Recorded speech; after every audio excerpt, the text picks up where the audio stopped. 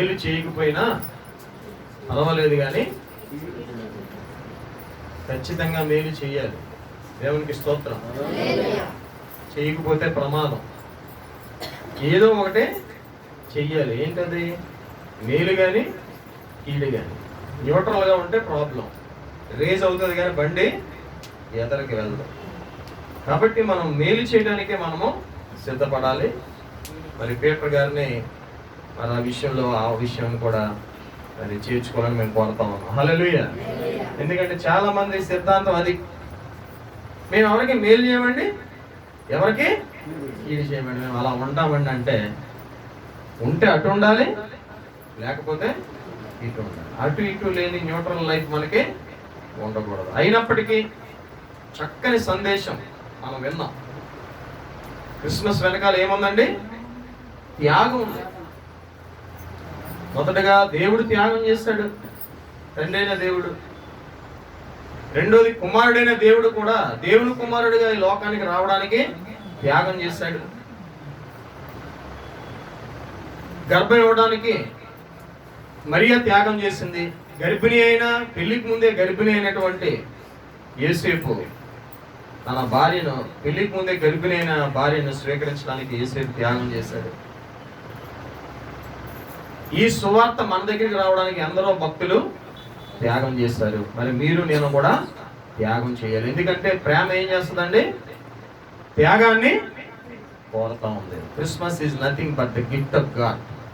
దేవుడు లోకం ఎంతో ప్రేమించెను, తన కుమారుడిని మన కొరకు త్యాగము చేసిన, అందులో ప్రేమ ఉన్నది.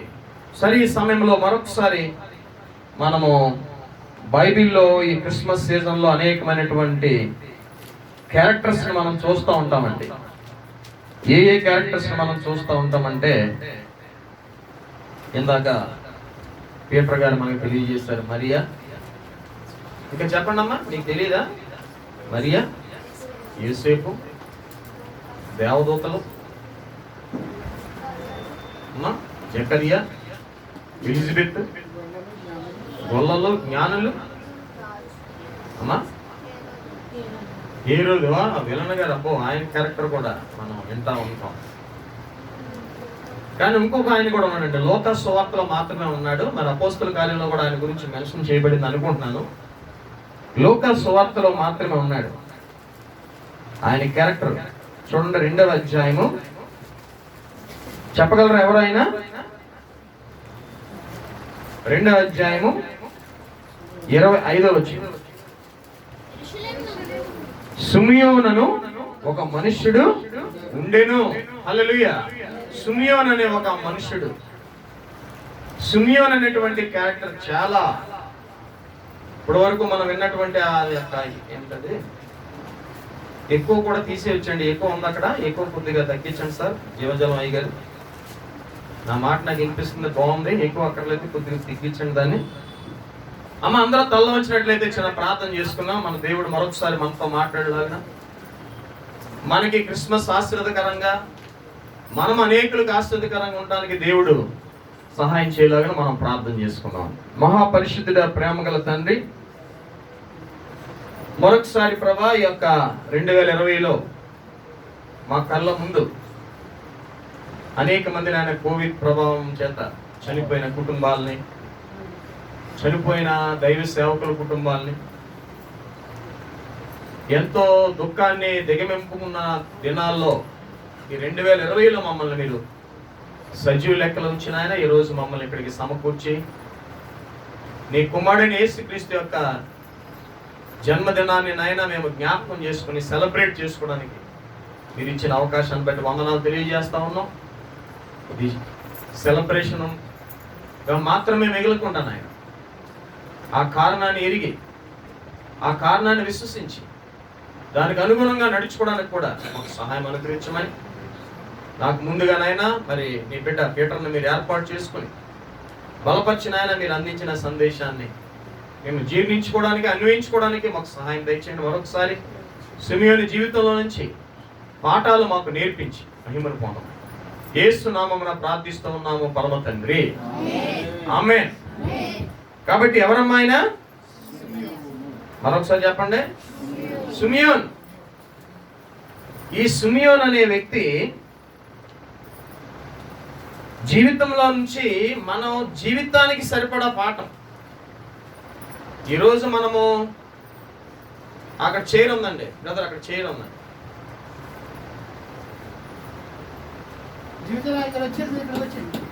జీవజాలం గారు ఇక్కడ ఖాళీ ఉందండి. దేవదూత ఇప్పటివరకు కూర్చున్నారు, ఆయన లెగిస్తారు, మీరు వచ్చి కూర్చోండి. ఇలాగొచ్చే అమ్మ, ఎవరమ్మా ఆయన? సిమియోను. మనము ఇప్పుడు ఈ యొక్క వర్తమానం అయ్యే సమయానికి సిమియోనులాగా మనం తయారైపోతే మాకు ఎంతో సంతోషం, మీకెంతో సంతోషం. అల్టిమేట్గా దేవునికి మహిమ కలుగుతుంది. సిమియోను జీవితం నుంచి మనం పాఠాలు నేర్చుకోవాలి. ఈయన నీతిమంతుడు, భక్తిపరుడు అయి ఉండి ఇశ్రాయేలు యొక్క ఆదరణ కొరకు కనిపెట్టువాడు. 25వ అధ్యాయం నుంచి 35వ వచనం వరకు 11 వచనాలు ఉన్నాయి సిమియోను గురించిన బయోగ్రఫీ. ఆయన గురించినటువంటి, ఆయన జీవితాన్ని గురించిన విషయాలు 11 వచనాల్లో ఉన్నాయి. కానీ ఆయన జీవితంలో నుంచి మనం నేర్చుకోవాల్సిన పాఠంలో చాలా ఉన్నవి. అందులో మొట్టమొదటిగా మీకున్న ఆసక్తి కొలది మనము ఎదురుకు వెళ్దాం. మొట్టమొదటి ఆయన దగ్గర ఉన్నటువంటి నేర్చుకోవాల్సిన మొట్టమొదటి అంశం ఏమిటంటే 29వ వచనం చదువుదామండి. 2వ అధ్యాయం 29. నాదా, ఇప్పుడు నీ మాట చెప్పున సమాధానముతో నీ దాసుని పోనిచ్చుచున్నావు.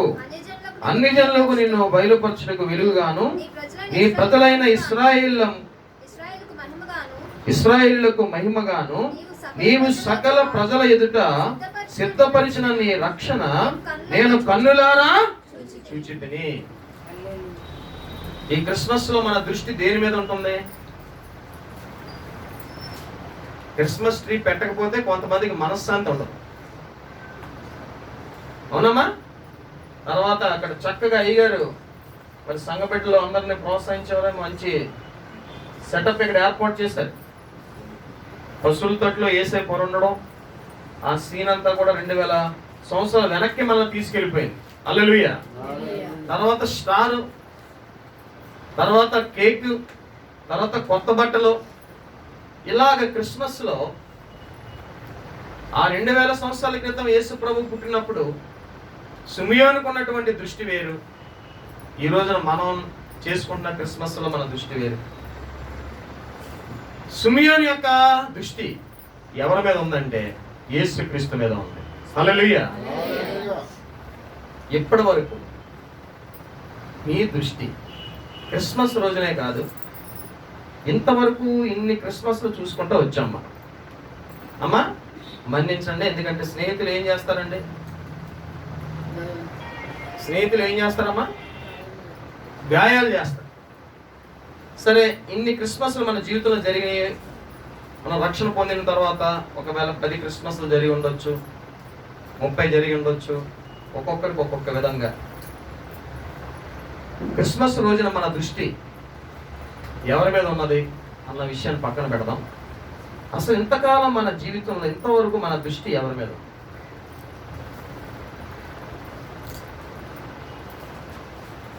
ఒకసారి ఆలోచించారు. ఒకవేళ నీ జీవితం ఇంతవరకు యేసుక్రీస్తు మీద కాకుండా, రక్షకుని మీద కాకుండా, రక్షణ మీద కాకుండా నీ దృష్టి ఇంక దేని మీద ఉన్నా సరే, ఇది అద్భుతమైన అవకాశం. మరొక క్రిస్మస్ కోసం మీరు వెయిట్ చేయాల్సిన అవసరత నేడే. ఇంతకీ ఇప్పటికే రక్షణ పొందిన వారిని బట్టి దేవునికి స్తోత్రం.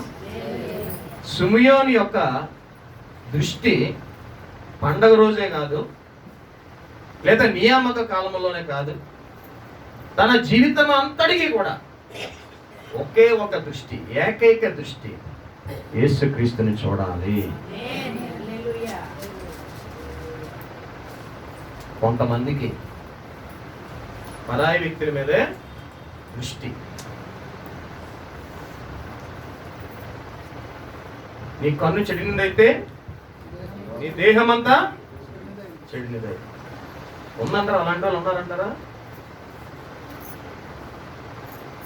ఏమండి, కొంతమందికి డబ్బు మీదే దృష్టి, కొంతమందికి అధికారం మీదే దృష్టి. ఈ లోకములోను ఉన్నదంతయు శరీరాశ, నేత్రాశ, జీవపు డంపం. ఇంతవరకు నీ దృష్టి మూడిట్ల మీద ఉన్నట్లయితే ఏదో ఒక దాని మీద ఉంటుంది ఖచ్చితంగా. ఎదుటి వాళ్ళ మీద పెత్తనం చేయాలన్న దృష్టో, లేకపోతే డబ్బు సంపాదించాలనే దృష్టో ఉన్నా లేకపోయినా సరే, ఉన్నవాడికి సంపాదించాలనే, లేనోడికి కూడా సంపాదించాలి. లేగలోనోడికి లెక్కలు ఎక్కువ, ఉన్నవాడికి ఇంకా సంపాదించాలని.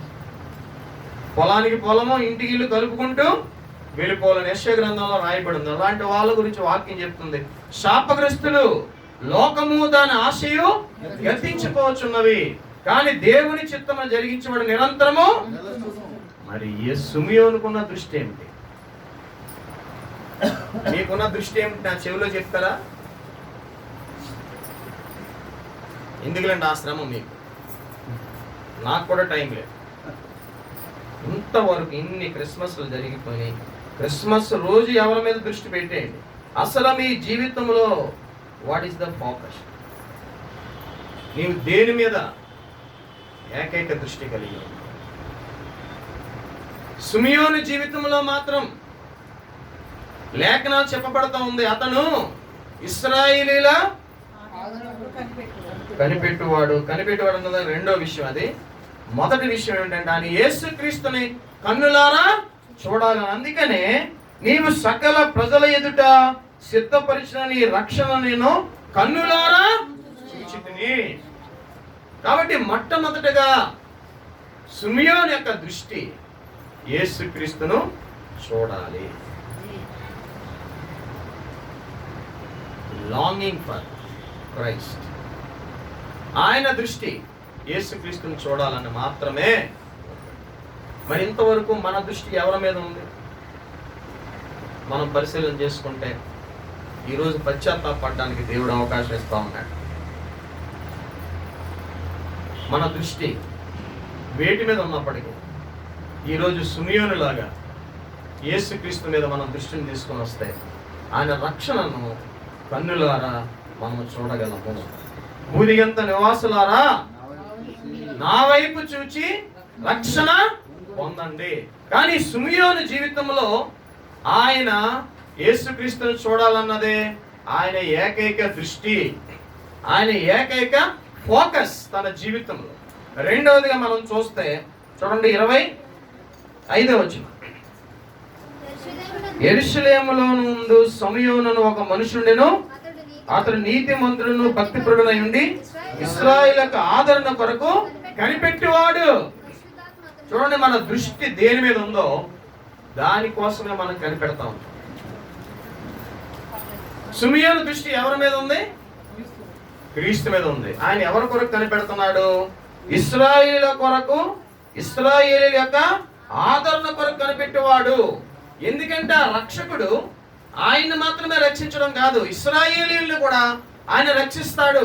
కాబట్టి ఆయన కోసము దృష్టి కలిగి ఉన్నవాడు మాత్రమే కాదు, ఆయన కొరకు కనిపెట్టుకుని ఉన్నాడు. ఈ రోజున ఎవరైనా వెయిట్ చేయడానికి ఇష్టపడుతున్నారా? కనిపెడతానికి ఎవరైనా ఇష్టపడుతున్నారండి? మనకి ఇప్పుడు ఎన్ని సంవత్సరాలు? నాకు 49, నాట్ అవుట్. ఇంకొక 21 సంవత్సరం నేను బ్రతకగలనేమో. సహజంగా మనిషిని ఆయుష్ 70, అధిక బలం ఉంటే. మరి ఇంతవరకు నేను ఎవరి కొరకు కనిపెడతా ఉన్నాను? సిమియోను 200 సంవత్సరాలు కనిపెట్టడని ట్రెడిషన్ చెప్తున్నది. అతడు ఇశ్రాయేలీయ ఆదరణ కొరకు కనిపెట్టే ఈ సిమియోను యేసుక్రీస్తును చూసే వరకు చనిపోవడని పరిశుద్ధాత్మ చేత బయలుపరచబడింది. చప్పట్లు కూడా దేవుని నామమున మహిమపడతామండి.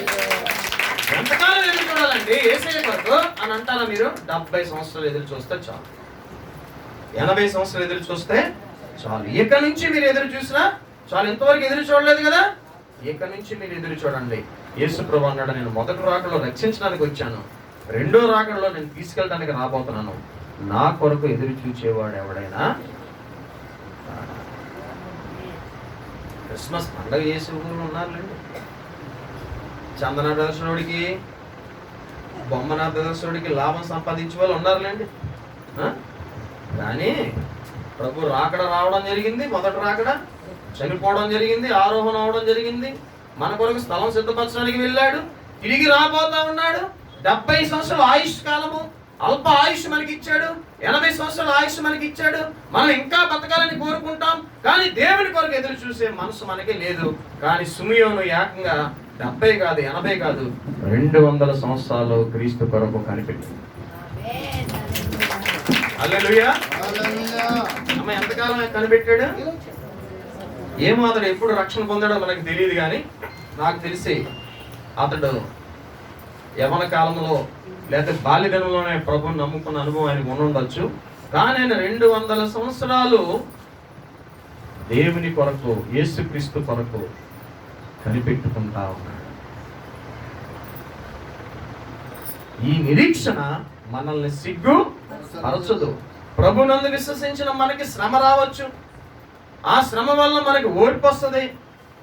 అలా ఓర్చుకుంటూ మనం వెళ్తే మనకి నిరీక్షణ వస్తుంది. ఈయన ఓర్చుకుంటా ఉన్నాడు, ఎదురు చూస్తా ఉన్నాడు. యేసయ్య పుట్టనే పుట్టాడు. చెప్పలు కూడా దేవుడు మహిమపరచండి. హల్లెలూయా, హల్లెలూయా. ఆయన చూడాలనుకున్న దృష్టితో కనిపెట్టుకున్నప్పుడు 200 సంవత్సరాలు అయిన తర్వాత యేసుక్రీస్తుని ఆయన కన్నులారా చూడగలిగాడు. మరి మనం ఎవరి కొరకు కనిపెడుతున్నాం? మనం అది ఆలోచించుకోవాలండి. దేవునికి స్తోత్రం. ఇంతవరకు మీరు ఎవరి కొరకు కనిపెట్టారు? ఒకవేళ ఈ లోకంలో ఆరోగ్యం కొరకు కనిపెడితే అనారోగ్యం వస్తుంది, రాదంటారా? నేను కోవిడ్ కొరకు కనిపెట్టింది కానీ నాకు రాలేదండి. దేవునికి స్తోత్రం. మా టీంలో చాలా మందికి వచ్చింది కోవిడ్, నాకు రాలే.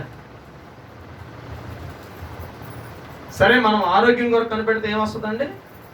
అనారోగ్యం వస్తుంది. ఒకవేళ మనకి ఐశ్వర్యం కావాలి అని మనం కనిపెడితే ఐశ్వర్యం రెక్కల చాట ఎగిరిపోతుంది. అధికారం కొరకు మనం ఎదురు చూస్తే ఒకవేళ కొండ నాలిక మందేస్తే ఉన్న నాలిక. There is no certainty, there is no guarantee. కానీ దేవుని చిత్తమును జరిగించేవాడు నిరంతరము.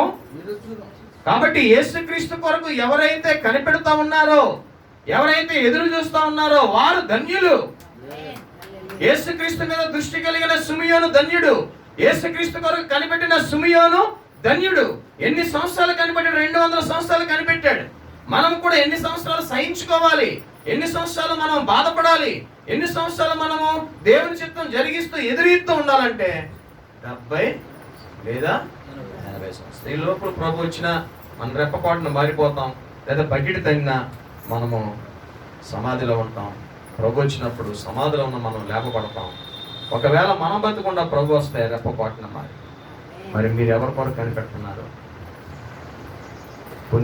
కొన్ని గృహాల్లో అయితే దెబ్బలాట్లు జరిగిపోతున్నాయి. పండగ వస్తే నాకు గుండె దడదడలాడుతుంది. ఎందుకంటే గృహ యజమానులందరికీ కూడా పండగ ఒక పరీక్ష. అందరికీ బట్టలు తీయాలి, హల్లెలూయా. భర్త భార్యని సంతోష పెట్టాలి, పిల్లల్ని సంతోష పెట్టాలి, చర్చిలోనేమో మరలా కానుకలు ఇవ్వాలి. ఎన్నో ఈ పండగలో కొన్ని నెగిటివ్ ఫ్యాక్టర్స్ కూడా ఉన్నాయి. కానీ ఉండాల్సింది ఏంటంటే యేసుక్రీస్తు మీద దృష్టి. రెండోది ఉండాల్సింది ఏంటంటే యేసుక్రీస్తు కొరకు కనిపెట్టాలి. సిమియోను జీవితంలో 2 ఉన్నాయండి, లేవండి? మూడోది కూడా మనం చూద్దామా వద్దా? మూడోది ఏమిటంటే యేసుక్రీస్తు పుట్టిన వెంటనే సిమియోనికి రక్షణ రాదు. యేసుక్రీస్తు పుట్టిన వెంటనే ఇశ్రాయేలుకి రక్షణ రాదు. యేసుక్రీస్తు పుట్టిన వెంటనే నమ్మిన వారందరికీ రక్షణ రాదండి. యేసుక్రీస్తు చనిపోవడం ద్వారా రక్షణ వస్తుంది. అందుకని అతను ముందు చూపు కలిగిన వాడిగా ఉన్నాడు. హల్లెలూయా. ముందుగతి రానే వచ్చును. ఎవడైతే భక్తిహీనుడిగా తిరుగుతున్నాడో, ఎవడైతే శరీరానుసారుడిగా తిరుగుతున్నాడో, ఎవడైతే లోకముతో రాజీ పడి తిరుగుతున్నాడో, ఎవడైతే ఈ లోకం కొరకు ఆశిస్తూ వేచి ఉన్నాడో వాడికి ఖచ్చితంగా నిరాశ కలుగుద్ది. కానీ సిమియోనికి ముందు చూపు ఉంది. యేసుక్రీస్తు ప్రభువారు జన్మించారు, యేసుక్రీస్తు ప్రభువారిని చూడగలిగాడు. అంతేకాదు రేపు యేసుక్రీస్తు ప్రభువారు చనిపోవడం ద్వారా ఆయనకి లభించే రక్షణ ముందు చూపు కలిగిన వాడిగా ఉన్నాడు. చూడండి అమ్మ, అక్కడే 29వ అధ్యాయము 29వ వచనంలో చివరి మాట, నీవు సకల ప్రజల ఎదుట సిద్ధపరిచిన నీ రక్షణ నేను కన్నులారా. పుట్టిన వెంటనే రక్షణ వచ్చిందా? ఆయనకి ఏ చూపు ఉందండి? ముందు చూపు ఉంది. యేసుక్రీస్తు ప్రభువారు జన్మించాడు, యేసుక్రీస్తు ప్రభువారు చనిపోవడం ద్వారా నాకు రక్షణ. కానీ ఆయన శిష్యుని ఎత్తుకొని అంటున్నాడు, నేను రక్షణ కన్నులారా చూచితిని. యేసుక్రీస్తు జననము వలన, యేసుక్రీస్తు జీవితం వలన మనకి రక్షణ రాదండి. యేసుక్రీస్తు జన్మించవలసి ఉంది, యేసుక్రీస్తు జీవించవలసి ఉంది, తర్వాత యేసుక్రీస్తు మరణించవలసి ఉంది. మరణిస్తేనే ఈ సిమియోను రక్షణ పొందుతాడు. ఆయన మరణిస్తేనే ఇశ్రాయేలు రక్షణ పొందుతారు. ఆయన మరణిస్తేనే విశ్వసించిన అన్ని జనులు రక్షణ పొందుతారు. ఎందుకంటే రేపు యేసు ప్రభు వచ్చినప్పుడు ఆ రక్షణలో వారు పాలు పంపులు పొందుతారు. ఏమిటా రక్షణ అండి? నిత్య జీవంలోనికి పాలు పంపులు పొందుతారు. మనకి కూడా ముందు చూపు ఉండాలి. యెహోవా కొరకు ఎదురు చూచి వారు పక్షిరాజు వలె. ముందు చూపు ఉందా మనకి? ముందు ఏంటండి? ముందుగైతే రానే వచ్చింది.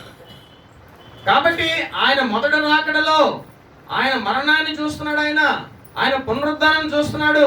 ఆయన తిరిగి వచ్చినప్పుడు తేపడే నిరీక్షణ అతను కలిగి ఉన్నాడు. సిమియోనికి ఏ చూపు ఉందమ్మా? ముందు చూపు ఉంది. కాబట్టి తన జీవితాన్ని తదనుగుణంగా మనకేం ముందు చూపు ఉంది? 70 సంవత్సరాల వరకే ఉంటుంది మనకు ముందు చూపు. 80 సంవత్సరాల వరకే మనకు ఉంటుంది ముందు చూపు.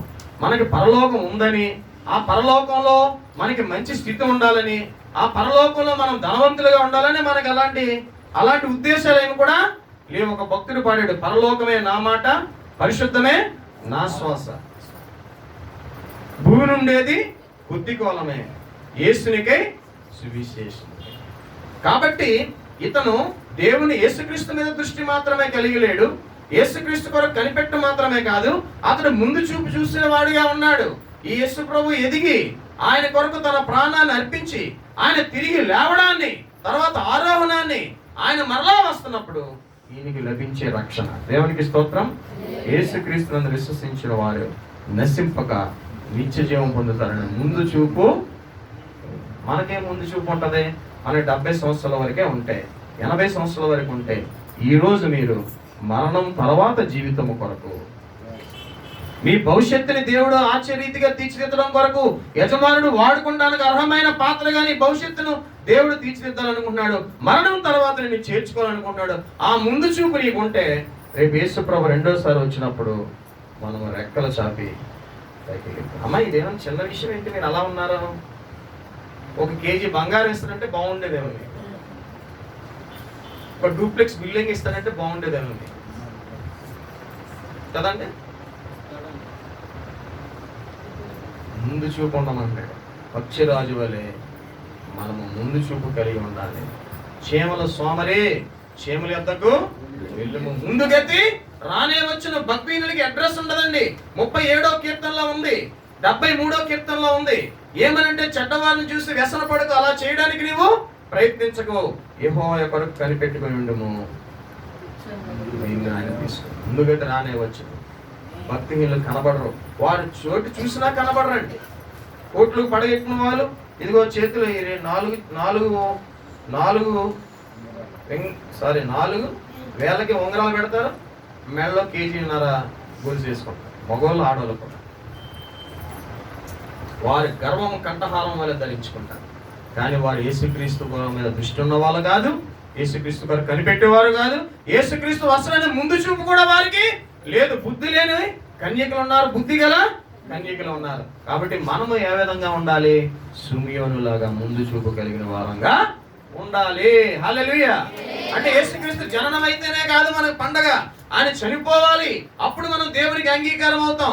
అప్పుడే కాదు మన పండగ ఆయన తిరిగి లేవాలి, అప్పుడే కాదు మనకు పండగ ఆయన పరలోకం వెళ్ళాలి, అప్పుడే కాదు మనకు పండగ ఆయన పరిశుద్ధాత్మను పంపాలి, అప్పుడే కాదు మన పండగ ఆయన మరలా తిరిగి వచ్చినప్పుడు మనం ఆయనతో ఉంటాం. ప్రతి మన కంటి నుండి ప్రతి బాష్ప బిందువు.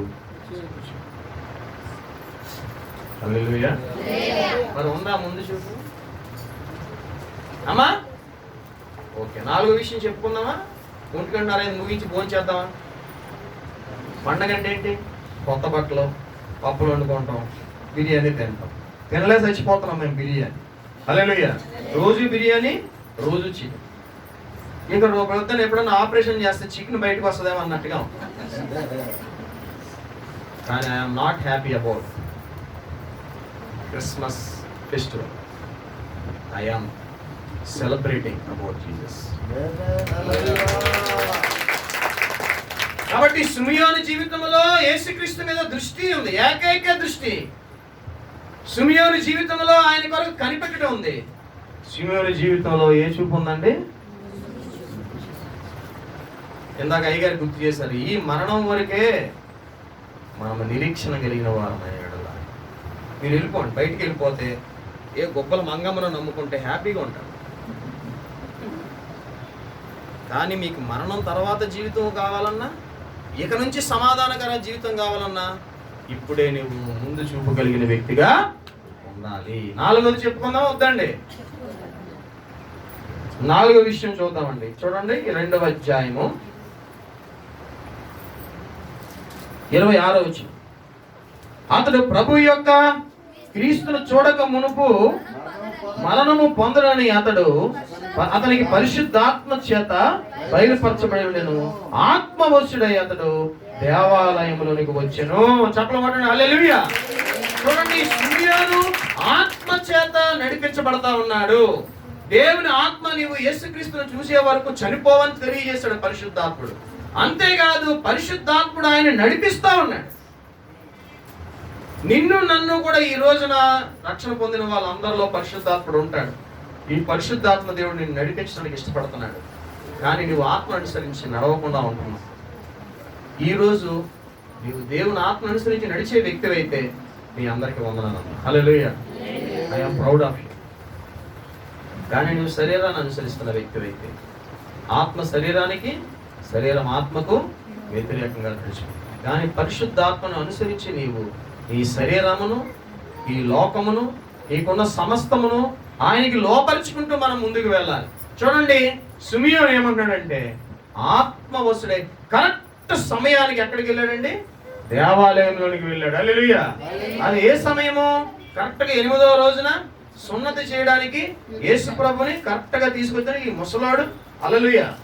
ఆ టైంలో ఏ టైంలో ఎలా మాట్లాడాలో పరిశుద్ధాత్మ దేవుడు మనం నడిపిస్తాడండి. దేవునికి స్తోత్రం. ఒంటరిగా ఉన్నప్పుడు నువ్వు ఎలా ఉండాలో పరిశుద్ధాత్ముడు నీకు ఆలోచన చెప్తాడు. భర్తవైతే భార్యను ఎలా ప్రేమించాలో ఆలోచన చెప్తాడు. భార్యవైతే భర్తకి ఎలా లోబడాలో ఆలోచన చెప్తాడు. నీవు ఒకవేళ పిల్లవాడు అయితే తల్లిదండ్రులకు ఎలా లోపడాలో ఆలోచిస్తాడు, ఆలోచన తెలియజేస్తాడు, నిన్ను నడిపిస్తాడు పరిశుద్ధాత్మ. మరి నీకు ఇష్టమేనా? కరెక్ట్ టైంలో ఏం మాట్లాడాలో అదే మాట్లాడేలా చేస్తాడు. కాబట్టి పరిశుద్ధాత్మ దేవుడు కరెక్ట్ మూమెంట్కి ఆయన అక్కడ నడిపించాడు. ఎవరి కొరకు 200 సంవత్సరాల నుంచి ఏకదృష్టితో ఉన్నాడో, ఎవరి కొరకు కనిపెట్టుకుంటూ ఉన్నాడో, ఎవరి కొరకు ముందు చూపు కలిగి ఉన్నాడో ఆయన్ని కరెక్ట్ టైంకి కలుసుకోగలిగాడా లేదా? చెప్పలు కొట్టి దేవుడు మహిమపరచండి. ఆ రోజున ఇద్దరు మంచం మీద ఉంటారు, ఒకరు ఎత్తబడతారు. కారణం 6లో ఎవరున్నారమ్మా? పరిశుద్ధాత్ముడు. ఇద్దరు తిరగలు విసురుతూ ఉంటారు, ఒకరు ఎత్తబడతారు, ఒకరు ఇంకొకరు ఎక్కడమ్మా పొలంలో ఉంటారు, ఒకరు ఎత్తబడతారు. కరెక్ట్ టైంకి ప్రభు నేను పిలిచినప్పుడు ప్రభుతో ఉంటారు. ఇప్పుడు ఈయన కరెక్ట్ ఎక్కడికి వచ్చాడు? ఈయన పరిశుద్ధాత్మ చేత నడిపించబడండి. దేవుని ఆత్మ చేత అందరూ నడిపించబడతారో వాళ్ళందరూ కుమారులు అనబడుదురు. కాబట్టి యేసుక్రీస్తు మీద ఏకైక దృష్టి నీవు కలిగి ఉండాలి ఈ రోజు నుంచి. ఎందుకు నీవు బ్రతుకుతున్నావంటే ఒకటే ఒక దృష్టి, యేసుక్రీస్తు నేను చూడాలి. హల్లెలూయా. రెండోది ఎవరి కొరకు కనిపెట్టాలి? అల్టిమేట్ గా మన బాధ్యతల కొరకు మనం ఉండాలి. కానీ ఈరోజు ప్రభు పిలిస్తే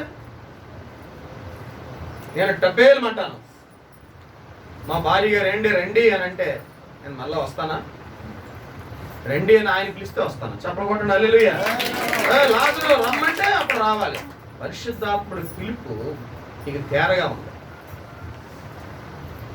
మిమ్మల్ని మార్చలేని వాడు కాదు, మిమ్మల్ని నడిపించలేని వాడు కాదు. మీ జీవితంలో ప్రతి సెకను ఆయన ఆధీనంలోనికి వస్తే you are the blessed one. అంతకు ముందు వచ్చిన ముసలోడికి ఇబ్బంది, ఆ తర్వాత వచ్చిన ఇబ్బంది. ఎందుకంటే ఎన్ని సంవత్సరాలు చూస్తాడండి ఆయన? 200 అది చూసి చనిపోవాలి ఆయన.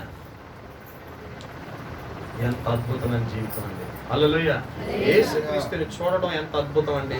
యేసుక్రీస్తు కొరకు కనిపెట్టడం ఎంత అద్భుతం అండి. యేసుక్రీస్తు కొరకు ముందు చూపుకుంటాం ఎంత అద్భుతం అండి.